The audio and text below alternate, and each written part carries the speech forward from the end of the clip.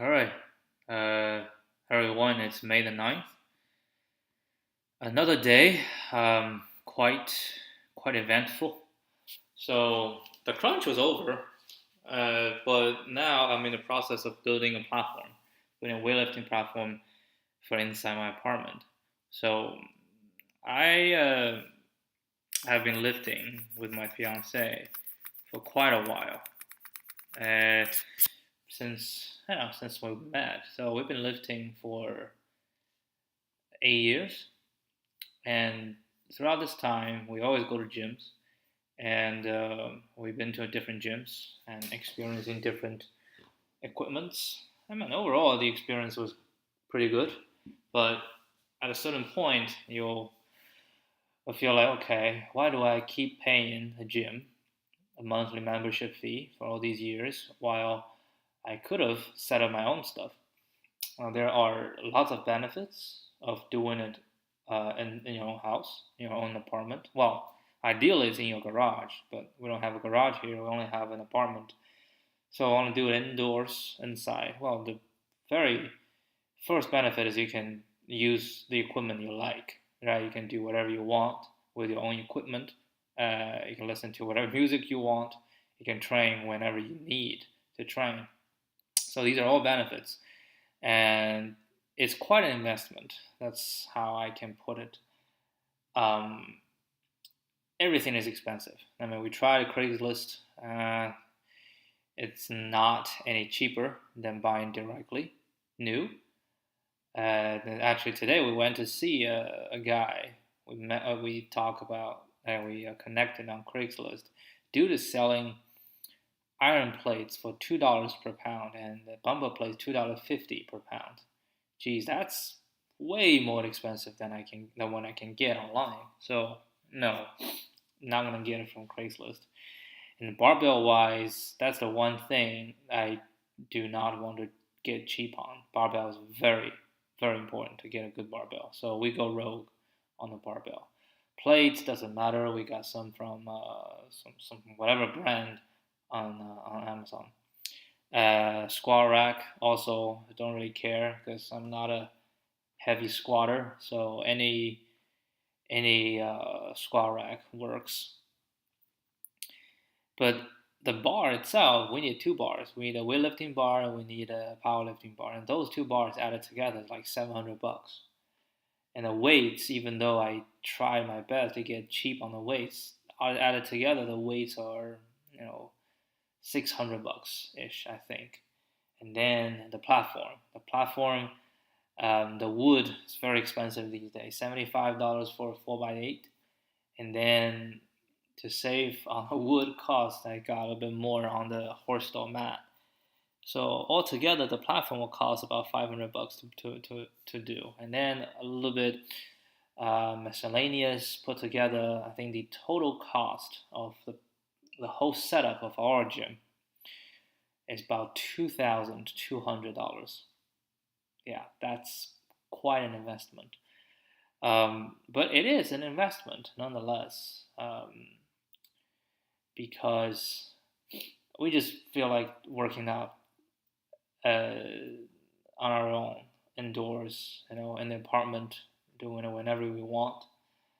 So we don't have to, go outside. Don't have to go to a gym outside. Everything will be contained. That's what we want. That's what we want. So yeah. So today we hauled four hostile mat. Those buggers. Those things are tough, tough to deal with. Very very heavy, very heavy, very smelly, and all this chemical rubber smell, and very rubbery, and it just took a long time. Man, dude, we went to the tractor supply store. The guy there, that one dude helping us to put the mat, he was able to hold one horsepower mat all by himself. Dude is strong as hell. It didn't look like it, but strong as hell. And I bought some gripper to help me move, so I was able to move by myself all four mats off our rental car. which is actually not a good idea to use rental car. It took a lot of efforts to put 4 horse mats in the rental car, and by the time I need to get the plywood, I was like, nah, the rental car is not gonna cut it. It just can't do. So I had to go to Home Depot, get the plywood, and then rent a truck from them. I have never driven a truck for a long period of time. I've driven something akin to a truck for, I don't know, like 2 blocks. That's it. And when I was working in the training facility, we need to haul some training equipment from the facility to the field. So I drove a truck-ish vehicle for a couple blocks. But this is different. This is I have to go on highway. I have to manage traffic. I was nervous, very nervous. First time driving a truck, but I know I just can't. The wood, and then everything worked out. Now I have 3 4x8, 3/4 inch plywood, very expensive, $75 per, sitting right next to me, and I have 4 horse mats sitting outside. That give you a giant headache, and all the tools. I have the tools. I have the power drill. I have the utility knife for cutting the mat. I got the nails. I got the wood screw, 1 1/4 inch wood screw. I got some washers, some fender washers, very fat washers. Not quite sure on the size, but I think it's good. I got, I think, a 3/16 inch diameter. Yeah, and tomorrow will be the day we're going to talk about for now, and let's get down to business. All right, so first thing, today's challenge is combination sum. That's an old problem. All right, let's see. Find all valid combinations of. The list must not contain the same combination twice, and the combination may be returned in any order. So I want to find all valid combinations of k numbers, and the number is only 1. Look at it, it's very small, right? It's very small. So since it's very small, that basically means it's going to be a brute force. Brute force shall work. So we're going to sum up to n. Pick the next one, pick the next one, pick the next one until it works. But actually, hold on, I'm thinking. Maybe what's the k? K is all the way to 9. Well, yeah, it's all the way to 9. There's not that many choices if we go all the way to 9. So backtracking, right? The first one we do 1, and then we from 2 to the end, 3 to the end, 4 to the end, and then we try to see what we can get. And once we're done with this, we go back, and then 2 go to 3, and then whenever it's larger, then we break. Let's try. I think backtrack shall work.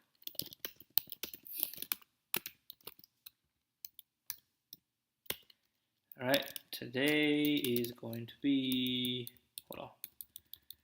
10.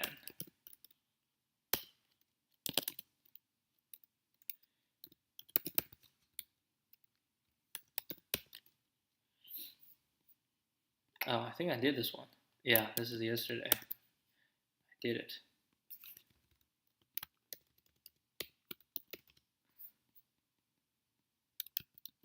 K. We need a result. Backtracking.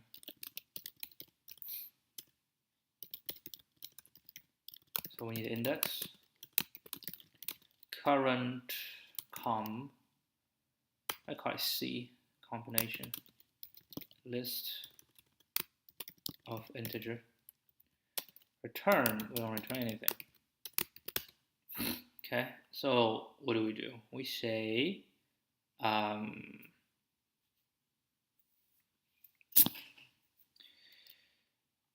index. Doesn't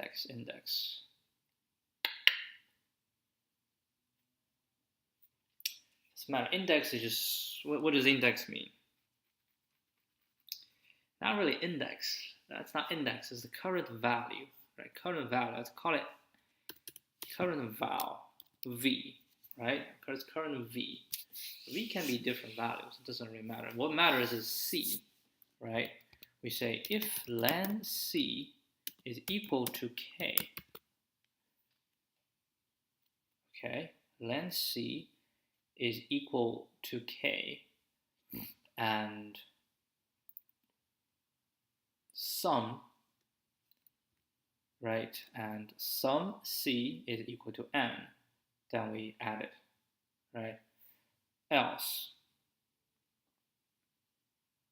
and then we return, right? Otherwise,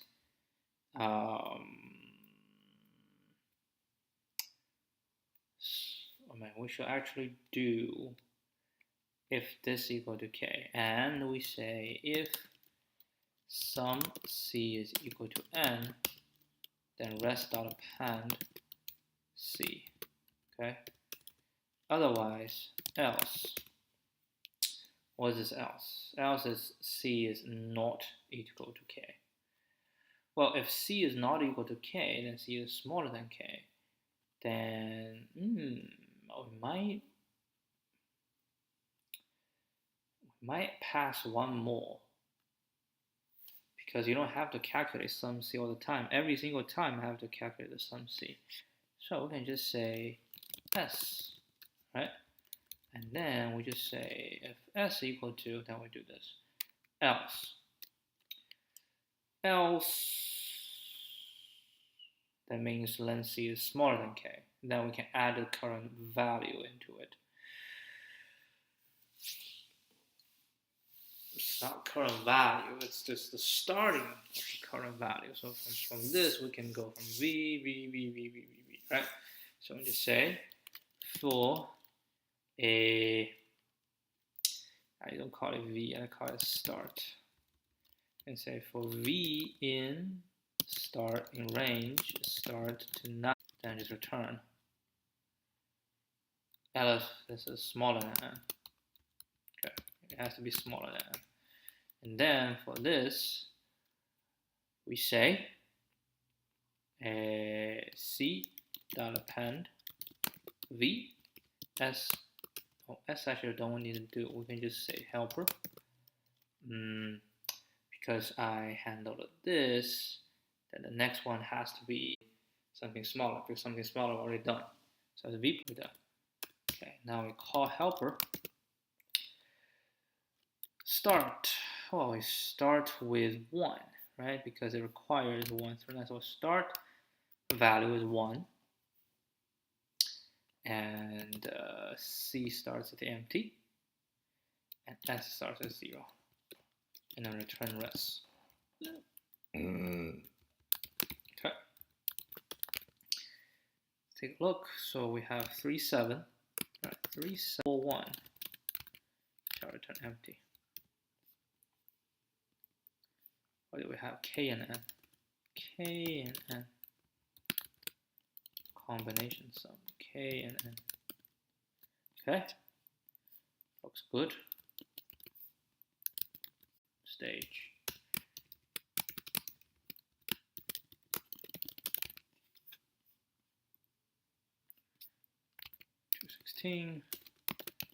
Backtracking.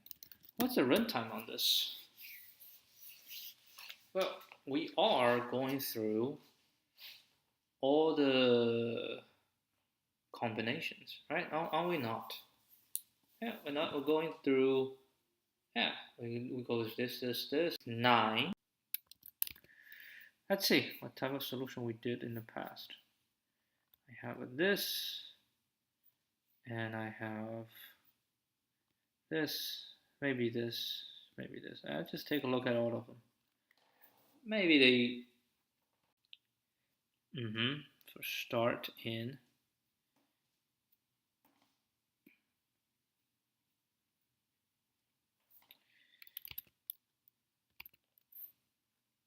I think it's this, no, it's not the same.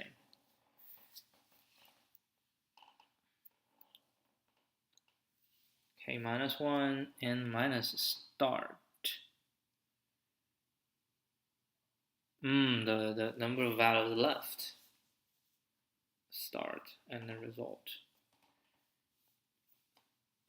This one is no backtracking though.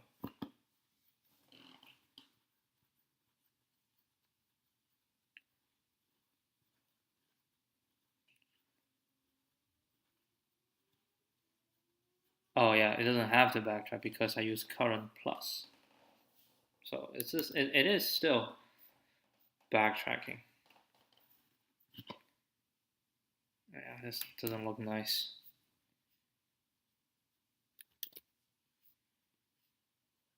Brute force. Oh, brute force works. Huh. I mean, it's all brute force. Actually, brute force is not that bad. Alright, so this is just standard backtracking. Okay, we're done, huh? We're done. We're done with this. Alright, let's try this one. Count number of rectangles containing each point. So yesterday's counting number of integer points inside circle. So it turns out the solution is brute force. You just basically you grab, you get the circles. So you just circle has boundaries. You just iterate through all the integer points within this boundary, and you use the distance to the center of the circle to check if this point is inside the circle. And you put all the points in a set, and then go through all the circles, and then you have the results. Nothing fancy. Now this seems similar. It says count number of rectangles containing each point. You're given a 2D integer array. Rectangles, where rectangles I equals LH indicates the ith rectangle has length of L and height of H. You're also given a 2D integer array of points, where points J equals XY is a point with coordinates X and Y.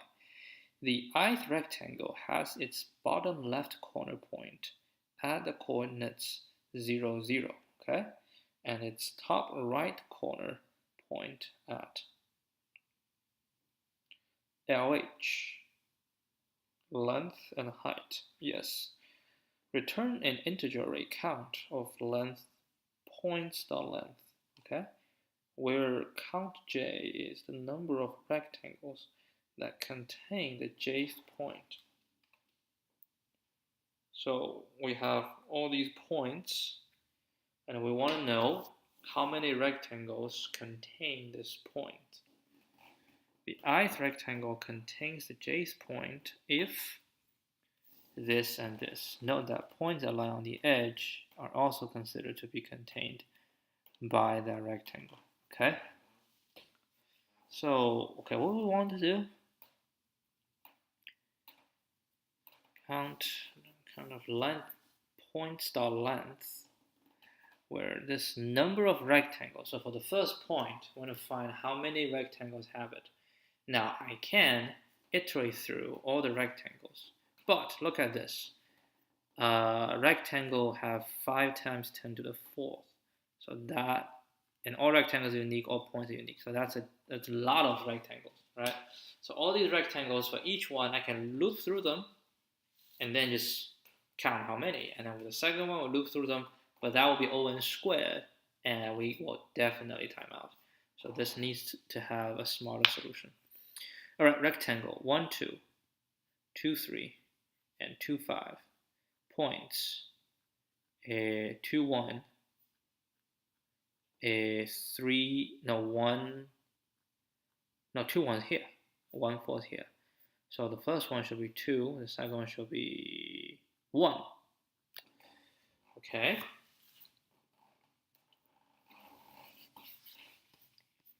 More example. All right, 1 1 2 2 3 3. Okay, 1 1. So that's 2. No, that's 3. 1 1 is in all 3. 1 1 is in all 3. Hold on. Let's say 2 1 is in. Oh, it's not in this one. Okay, so this one in 1 2 3. 1 3 is in 1. Okay. All right. So the worst case will be O(n) log n. So you have to think about an easier way to handle this. So we have all of these, right? And then you give me a point. Now, how do I tell if this point is inside a rectangle? How do I tell? Well, I guess you can tell.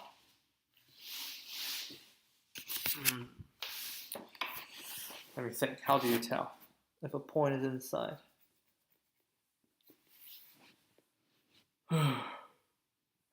Well, we can tell by its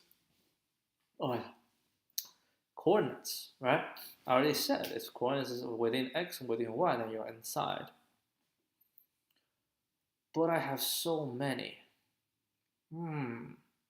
Isn't that just intervals? So on the x-axis we have interval, on the y-axis we have interval. No, segment tree. I shoot me in the butt. So when you build a segment tree,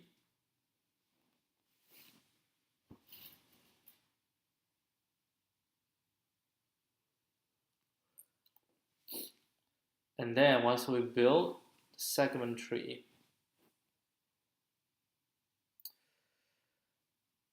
then what? So segment tree will be all, and that's a special segment tree because we all start from 0. So 0 to L1, 0 to L2, 0 to L3, right?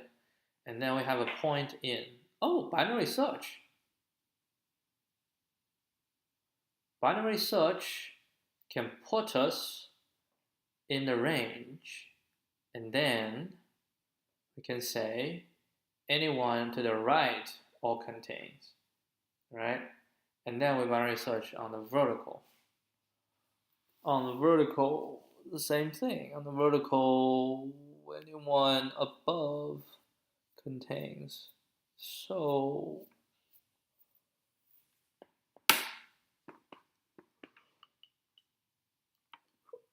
but anyone above doesn't necessarily mean that horizontally they are also good. So then what? Horizontally, hold on. Let's say we need to sort them, right? We need to sort them based either on horizontal, on x, or on y. Let's say we sort based on x, okay? So we sort based on x, and then we can grab the ones, okay? And then what?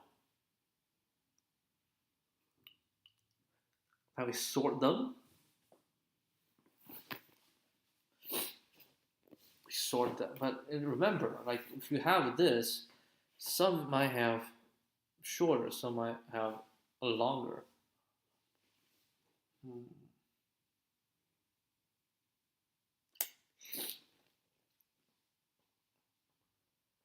No, we do y-axis, we do x-axis, we do two rounds of binary search. Then we have candidates. We have candidate indices. Okay, candidate indices.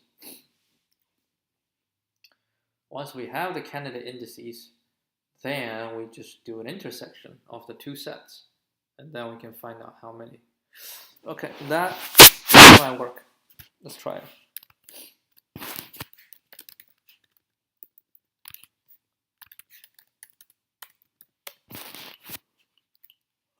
I have no idea how happy I am. This is not going to be a binary index tree. I always dread binary index tree because it's not easy to implement. Okay, so this is not. This is going to be from bisect import bisect right. No question asked. Okay, so what do? We will get the rectangles, right? So we're going to say axis equals for I rec in enumerate rectangles, and let's say rec 0, right? Because it's L and H, right? 0, I. Okay? And sorted.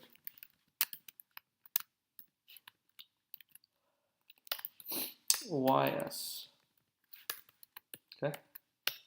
Alright, or X, X, and YS. And then we say for XY in points, result equals this, right? So XY in points. So we're going to say IX index axis shall equal to bisect right. Ooh-wee. This is a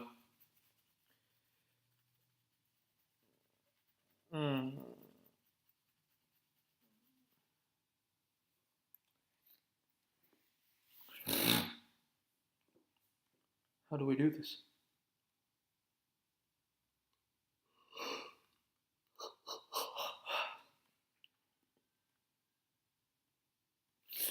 Yep, we don't do it this way. Oh, but they could have the same.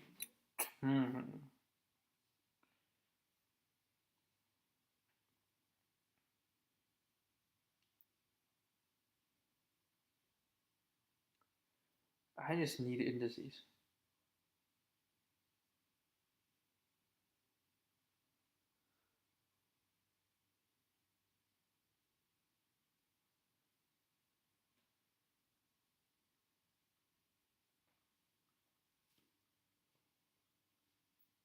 Hold on, I need to see.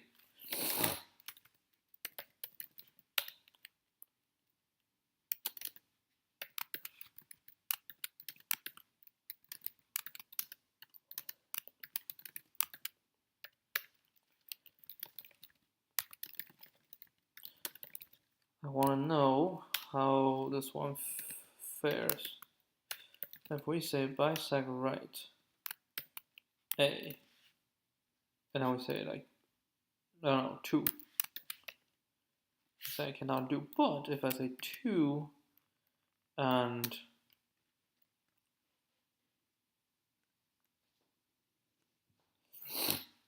I don't know, so just pick a value.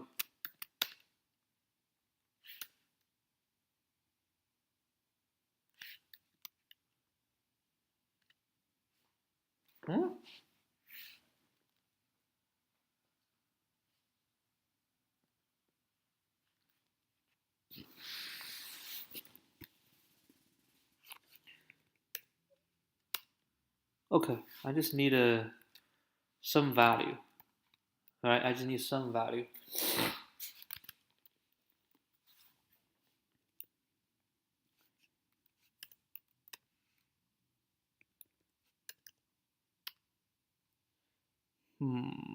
Need to make sure it goes right, so I need to use infinite.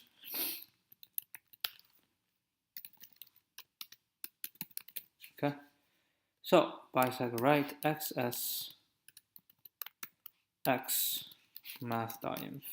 So the guaranteed will go to the right side.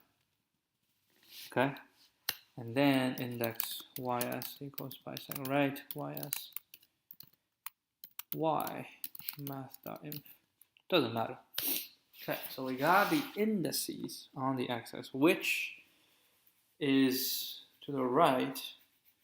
Well, that depends if it's the same, right? If it's the same, then the indices should be from this towards the end, right? If it's that, but if it's not,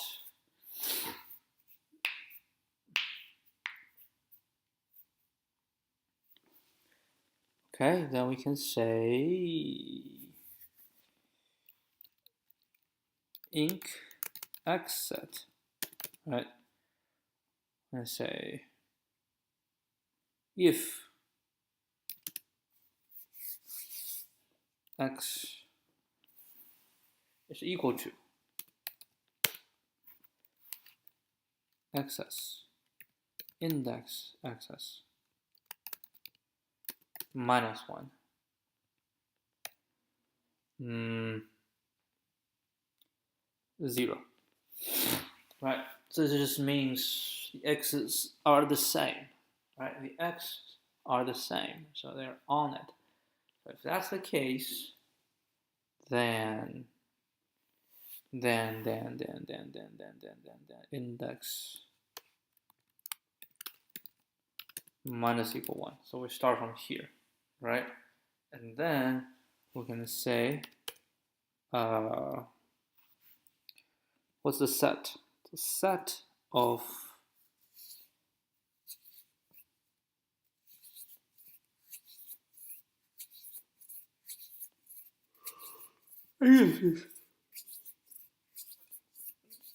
i's, the indices, right? So we just say set x, set, say for j in range, index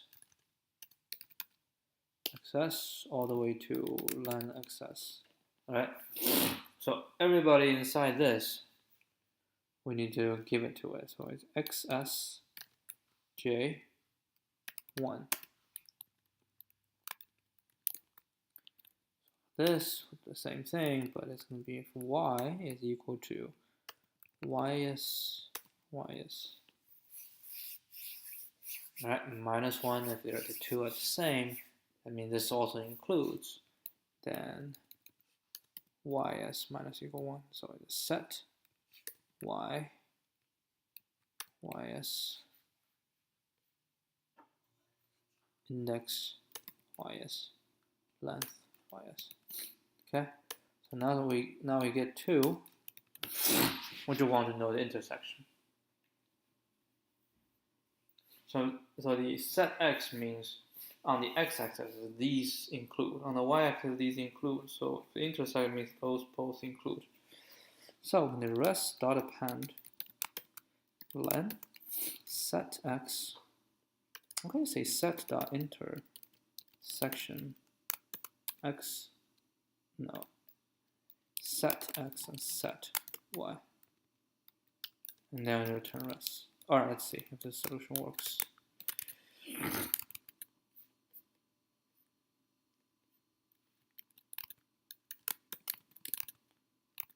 Two, 1.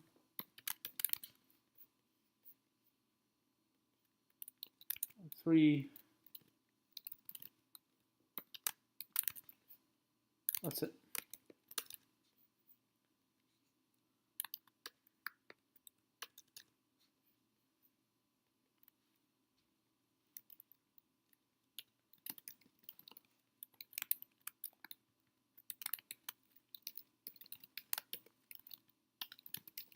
Alright, let's try it. Oh, the first one's not right. Interesting.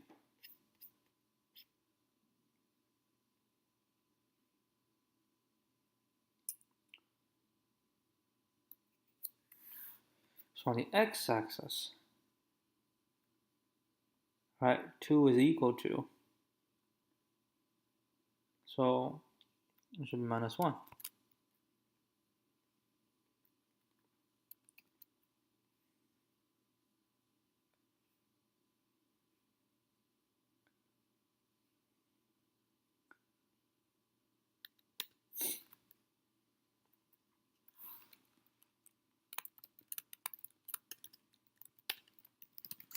Let's see, set x, set y.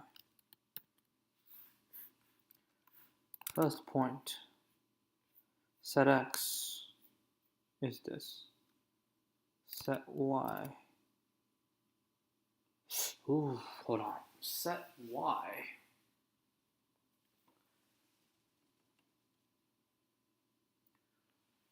Oh, I see. Shoot.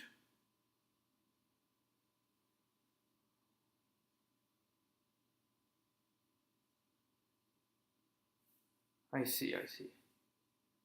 So we need to go bisect left. Not right.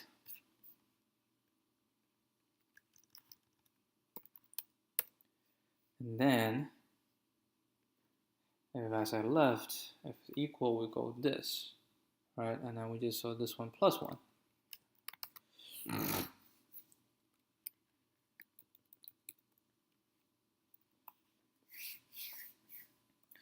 Because the same always go front, so I can always plus 1, right?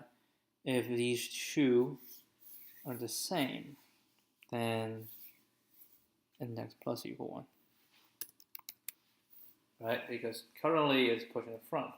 If they're not the same, then we don't do anything. We don't do anything. Hold on. We have to do something because... No, we don't do anything. Wait, hold on. Do we do anything?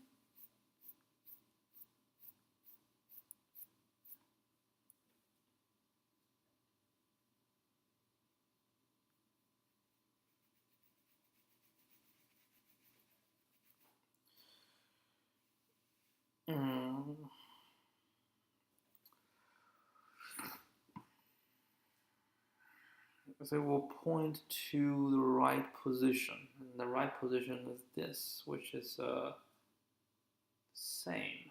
That will be the right position. Then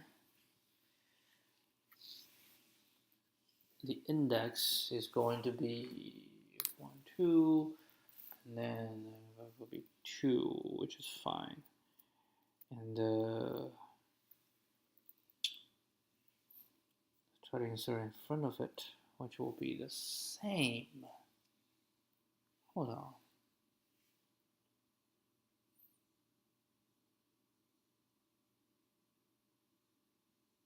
Yeah, it go to, if it's 0, 1, 2, 3, we'll go to 1.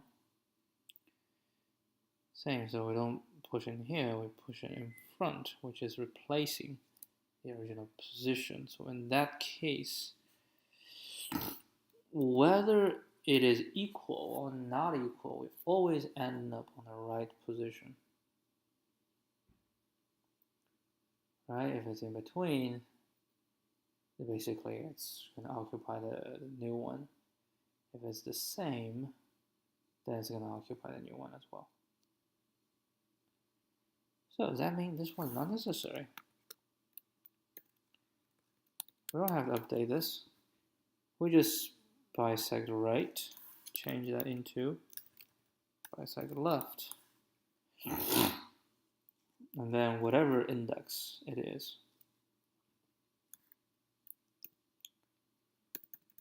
that is not right.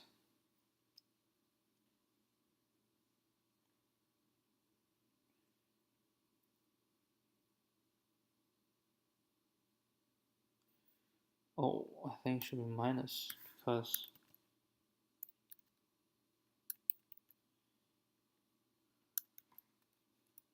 I'm trying to go to the front. There we go. Both pass.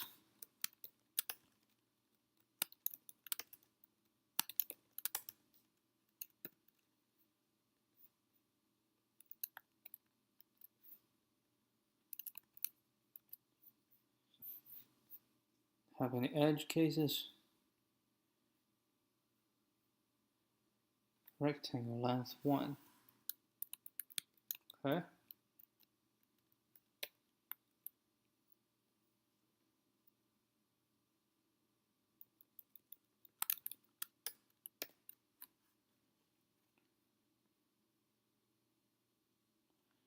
Okay, let's try it. Hopefully it's right, because I'm really sleepy. No. Really?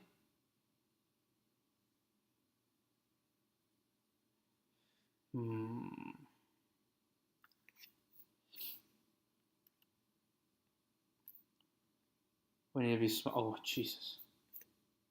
We need to be smarter.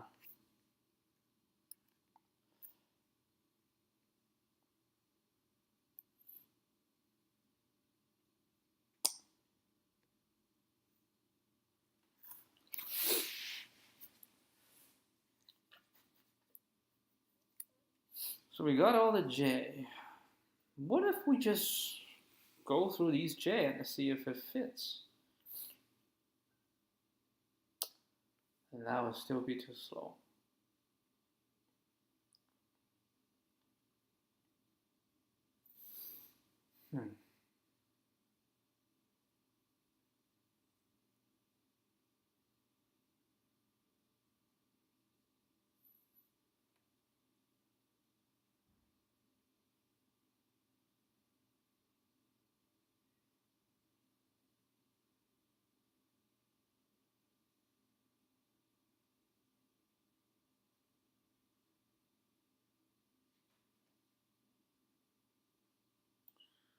All right, my brain is not working right now. I am going to pause and resume tomorrow. Man, I have a lot of problems that's like half done, but I have to. The brain's not working. I'm dozing off. All right, that will be it. That will be it for today. So we got a TLE, but it's not too big a deal. We'll try to figure out how to resolve this tomorrow. All right, see you guys tomorrow. Adios.